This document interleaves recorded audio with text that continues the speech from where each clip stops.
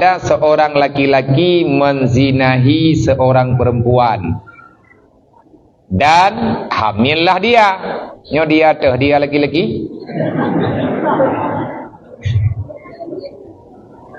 Kalau ke urung gue kita jawab dimandikan akan dianya nyata. Kenapa urung dia kerubun? Bak masalah dia kerubun mau tulis bak dia kerubun, dimandikan akan dianya, dibedakkan akan dianya, diwangikan akan dianya, dihiaskan akan dianya, semuanya dianya tu.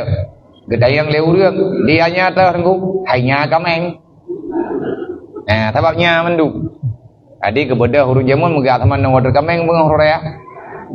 Teman no kameng kagak boh budak aku biri ke bayi yo. Kagak boh lip kagak hias. Yang butuh bagi yang butuh yang gayo mano urang po kurban dan kurbannya dibeli gayo ha haiti.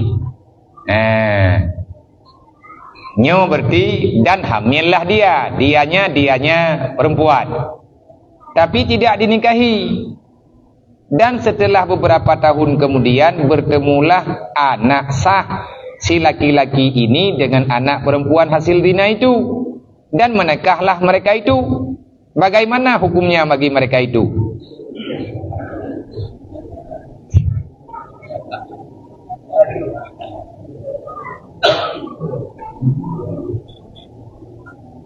Beilaya kapegah anu dina je na tidrau reung agam gemudina ngan tidrau rina. Lihat terjadi dina kehendak Allah Ta'ala urinangnya mume lahianu inang ataupun lahianu agam.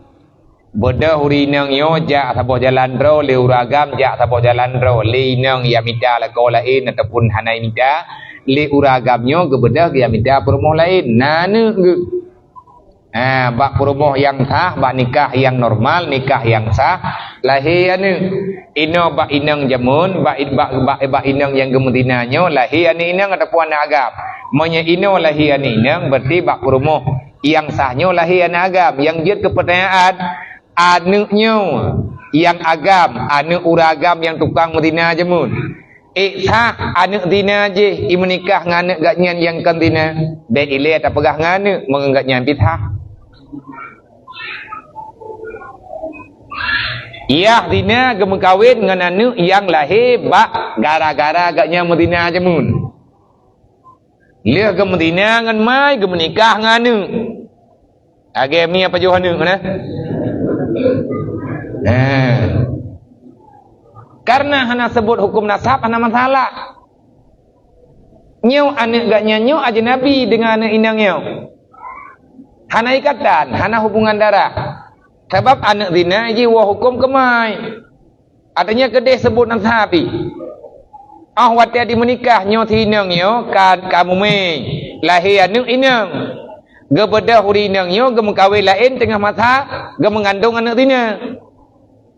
Adakah anak yang lahirnya nak sebut ya ke orang yang menikah tengah gaknya memedina? Ana.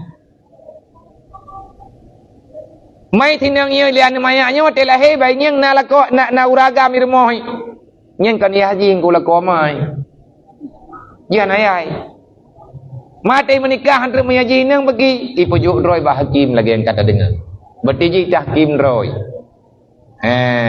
Makanya kepegah han gebi pinikah menikah tangguh urinang yang mume tengah yang mume gara-gara tina je ke menikah gak nyen tengah mumenya monya hukum dasar sah nikah urinang yang hamil di luar nikah. Nah uragam ia menikah ngainang tengah mume gara-gara tina sah nikah sah. Yang god bagi baik menikah, yang god baik ni nikah sah. Pakan god baik menikah takut hingga watai lahir ni inang hana orang yang tim mengakunya anak zina apa putih Malay. Bahkan ramai orang gemina lahir dari daerah jauh anak saudara puanya anak zina kena lihat buat hingga watai menikah anak zina yo kagi ada laku amai kewali nyan sama dengan zina yang berkelanjutan. Kejawaban benar sah. Bagus karena memang hana hubungan tebe. Aja Nabi ya wayan.